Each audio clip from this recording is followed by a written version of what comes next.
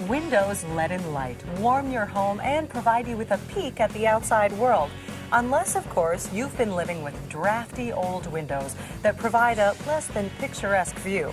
Well, it's time to put an end to the suffering, increase energy efficiency, and spruce up the look of your home.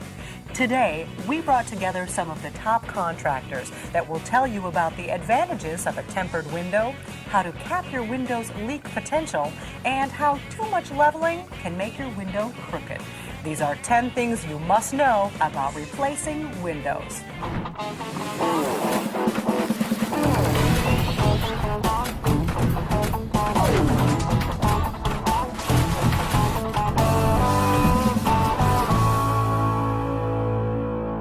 Hi, I'm Amy Matthews, and welcome to 10 Things.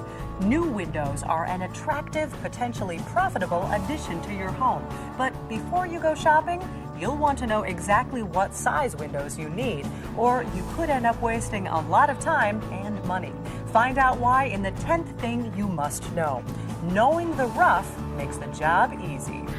Usually when you remove a window, you have to take all the trim off, which is not a big deal. It's just the millwork. It's a piece of... What happens is you have an opening in the wall.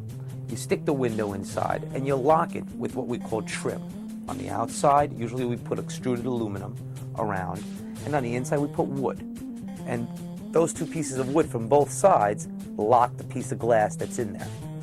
But that's the only way to install a window. You can't take a little bit of the window out and put something back in. It's either the whole thing or nothing, from my experience. Once the old window and jamb is removed, now you've got your rough opening. We'll take the casing interior trim off, and we'll measure how they frame the existing opening so we know roughly that they followed that suit throughout. It's crucial that you use the rough opening measurement when you order new windows. If you don't, you could get stuck with a set of custom-made windows you can't use.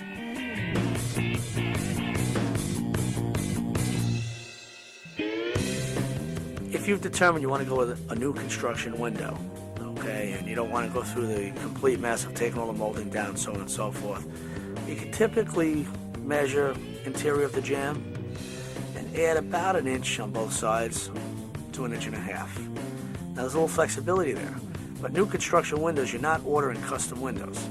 They're going to be standard sizes made by the manufacturer that are typical to the way homes were built. So quite often you're going to find a size that fits within that rough opening.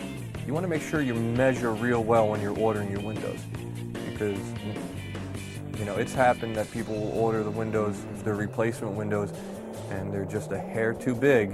Now you can't get it in that opening, and that's where you have to do some real creative construction. There are few home improvements that will give you an immediate return on your investment. Lucky for you, windows are one of those special upgrades that can start saving you cash as soon as you install them. It's our 9th thing. Double panes provide a window of money-saving opportunity. The main advantage to upgrading to more energy efficient windows, double pane, is obvious, energy efficiency. Single pane windows are, that's like the Ford Edsel. It's gone. It's obsolete. It's no longer around. Today, everything is about using technology. And if you're using single pane windows, you're not using the latest state-of-the-art technology that there are in windows. By replacing your windows, you'll definitely save money. You'll also have a whole new look possibly in the room because of the windows, because there are different shapes and sizes to play with. Replacing windows will help you for the new look of your home, clean up the look, but from an energy saving point of view, today's windows are far better on energy efficient than yesterday's windows. In all types of manufacturers, the windows today are just so much better. So windows are designed in a fashion where from the installation, the framework, and the glass, each component has something to do with being more energy efficient and, of course, always aesthetically pleasing. You're going to have air coming through the trim, and you'll defeat the whole purpose of a window. It's a double insulated window. So it's very important that between the house structure and the window that it's really insulated well. Some people like to just caulk, some people like to put some insulation around. But bottom line is no air can get between the window and the structure. If any air comes through, the window is good for nothing. When you replace windows in areas like bathrooms and stairwells, you'll need to get a special coating on the glass for safety. Our experts tell you what this coating is and how it works in our 8th thing. Use caution with a window that has a temper. There are requirements by code which your window distributor will know if you ask specific questions. One of those is any window adjacent to a door within 2 feet of a door needs to be tempered glass. Any window that you can reach from a bathtub within 5 feet needs to be tempered glass. And any window in a stairwell is required to be tempered glass for safety reasons. Tempered glass is more expensive, but well worth the extra cost. Laminated glass or tempered glass is safety glass that won't shatter or create like a real jagged piece. Tempered glass or laminated glass. Laminated glass has a film on it. Now, laminated glass also could be just for, you're laminating it for tinting or for sunscreening so it doesn't fade furniture or fabrics. Or also tempered glass is more for safety. We'll show you how to get out of a rotten jam and how to prevent it from happening again. You can't afford to miss this when 10 Things returns.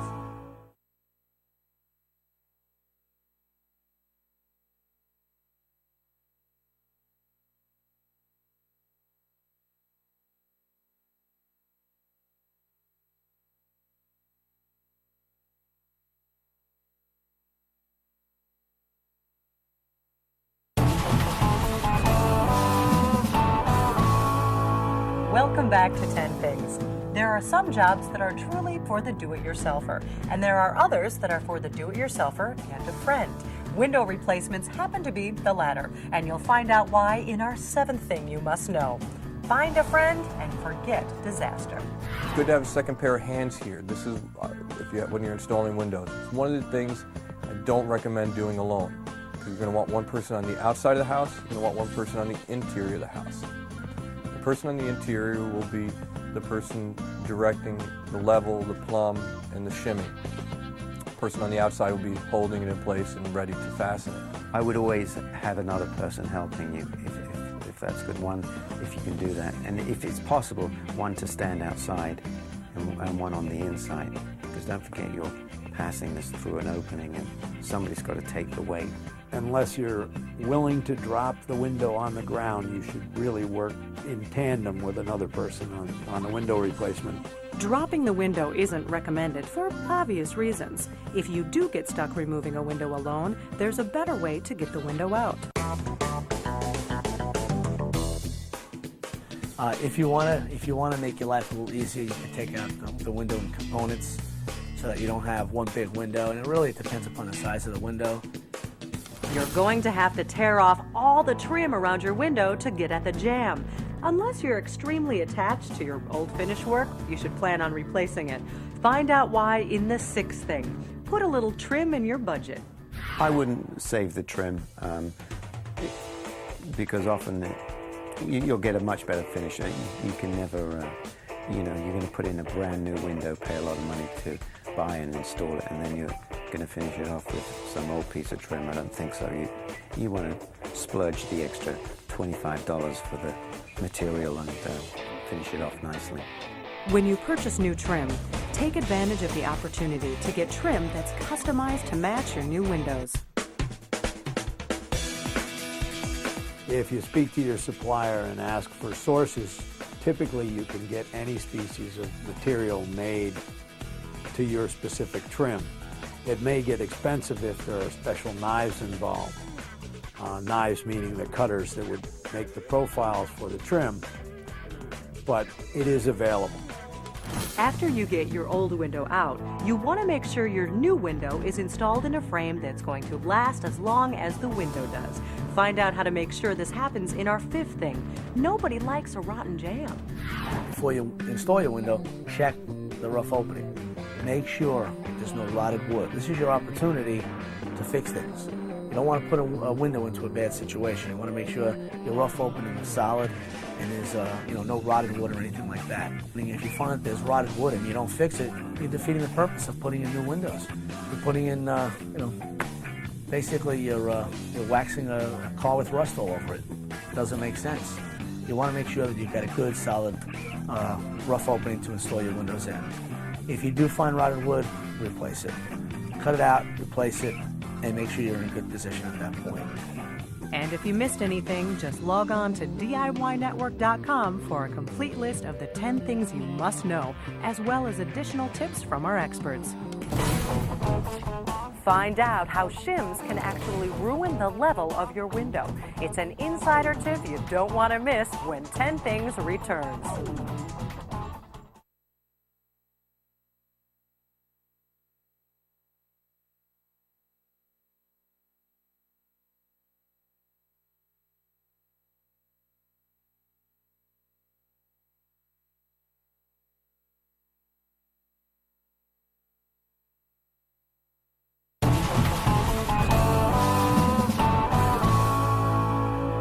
Welcome back to 10 Things. After you get the new window in the jam, it's time to shim it up and get everything plumb and level. But be careful when you do. Our experts tell us the danger of over-shimming in the fourth thing you must know: don't level yourself crooked. What you want to do is, of course, like I told you, normally you have a 1/4-inch space to play with on both sides. So once you get it in, you place some shims. You make sure the window's nice and square. There's a couple ways of doing that. One is you could use a level, make sure it's level. If it's level, chances are it's square. If you want to measure from one end to across the other end, whatever this measurement is, you measure that way. If it's the same measurement, it's a square window. Shim everything in. And then I like to measure from angle from one side to the other side, crossways, and then the same way here. As long as it measures the same number, it's square. I shim it, I place it in, I screw it into the sides, and then I trim it out. What you want to make sure you don't do is over-shim the window. You know, it's nice to have a window snug in place, but if you put too many shims and it's too tight, then you're going to have a problem with the window later on. There's no movement for any type of expansion and contraction. If it's too tight, you actually may be shimming up in a point, causing a bow in the sill of the window, or a bow in the jamb of the window. That bow will prevent your window from operating efficiently. You stick your window in, you stick shims inside to keep the window nice and tight. Once you've achieved a square window and you have your shims in there, you're going to insulate, per se, by caulking around the perimeter of the window, and then you're going to trim out your window from both sides, interior and exterior. The increased energy efficiency you get from new windows will definitely make your purchase worthwhile. However, if you miss one critical step, you can completely ruin any chance you had at saving money on your power bill. Find out what it is in our third thing. Double panes just don't work with drafts. The advantage of double hung, first off, it's the most reasonably priced window. Everyone uses it, and that's the #1 type of window the country uses. It's probably, if you were to take a combination of all the other windows, if you added all those windows used in the United States compared to double hung is still, there are still more windows available than all put together. Before you get to the inside finish, you want to make sure we insulate the perimeter of the window. You know what? You spend a lot of time looking for the most energy efficient window with double pane, double strength glass with low E, argon, krypton, all these great things that make the window energy efficient. If you skip this step and you don't insulate around the perimeter, you've defeated the purpose. It's important that you fill all cavities in walls with insulation. Typically what happens is that it's never big enough that you could buy insulation that would fit in a cavity between the actual jamb and the rough opening frame. So we would pull it from your typical insulation, roll it, and pack it in, loosely pack it. You don't want to tightly pack it, but loosely pack it in that entire cavity between the jamb and the frame. For insulation qualities, absolutely. So be sure to take fiberglass insulation, loose strands of insulation. You just rip it off the batten and stuff it in between the window. A lot of people like to use the foam, the expandable foam. I don't recommend it. I recommend taking fiberglass insulation and shoving it in. The expandable foam, you've got to be careful. If you don't have experience using it, you can have it expand too much, load it up too much in one spot, and what you'll end up having is too much pressure on the window, and you might impede the operation of the window. What the fiberglass does, it allows you to put it in just snug enough to prevent any type of airflow or breeze or anything like that, but not too snug to cause any type of a dry rot or a situation where you've now impeded the ability for the window to operate. An airtight house is a house without windows. The fact that you're introducing windows into the equation means you have to do everything you possibly can to keep it airtight. If you don't insulate, one of the reasons why you're putting new windows in is to help the energy efficiency of your home, whether for cooling or heating. So you want to make sure that you fill up those cavities good with insulation, because that will be just defeating the purpose of what you're doing. Windows do many wonderful things for your home, but they're not exactly hassle-free. Whenever you cut a hole in your siding, there's the possibility of a moisture problem. Make sure that doesn't happen with our second thing you must know. Put a cap on the leak potential. Once you've sided it right up to the window, it's important that you use some sort of a sealant material just to seal up against the window and ensure that there's no water infiltration. We got to put a drip cap on top of the window. It goes over the top of the jamb and wraps up the plywood. So if you have any type of driving rain in the top, there's your insurance to make sure it doesn't get in. And make sure you put that across the top of the window. They make them pre-made drip caps. They come in aluminum, pre-finished, copper, all sorts of finishes that you could use to make the home look beautiful or match what's existing on the home. If it's an existing structure with siding, you have to remove the siding in order to install the window. It's no good just using the same space, because you're not going to be able to flash it correctly and water is going to penetrate. You have to ensure that prior to installing the window, you've either modified the siding to be adapted to the new exterior casing line, or you've cut it back so that you will either shingle or extend the siding to meet the new exterior trim. It's also important to make sure that on a second story or first floor window that you have flashing at the head so water doesn't sit on top of the wood and find its way into the house. And if you missed anything, just log on to DIYnetwork.com for a complete list of the 10 things you must know, as well as additional tips from our experts.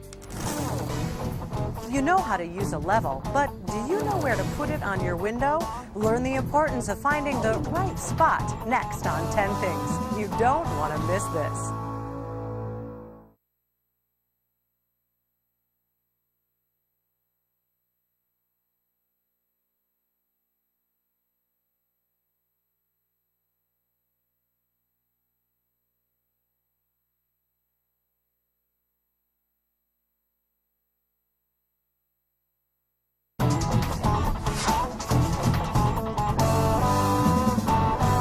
Welcome back to 10 Things. Our number 1 thing is on the way, but first, let's take a quick look at the other 9 things. Number 10. Knowing the rough will make the job easy.